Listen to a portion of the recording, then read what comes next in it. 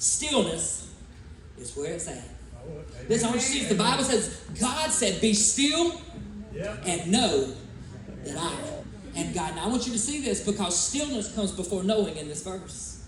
Listen, be still and know. But the problem is we want knownness without stillness. But that ain't what the Word says. The Word says when you be still, then you'll know. Then you have an understanding of how to be serious with God. Look at Elijah in 1 Kings when Elijah was hiding, the Bible says, on Mount Horeb.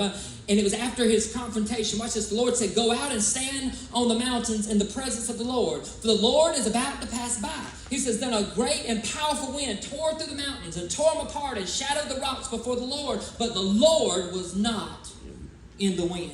And after the wind there was an earthquake, but the Lord was not in the earthquake. And after the earthquake came a fire, but the Lord was not in the fire. And after the fire came a gentle whisper. Now I want you to see this because God, watch this, God wasn't in the wind.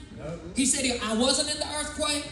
I wasn't in the fire. But watch this, I want you to, now God sent all three, but he said I wasn't speaking through those three. But the one that I spoke through was a whisper. He said, and that's why you got to be still.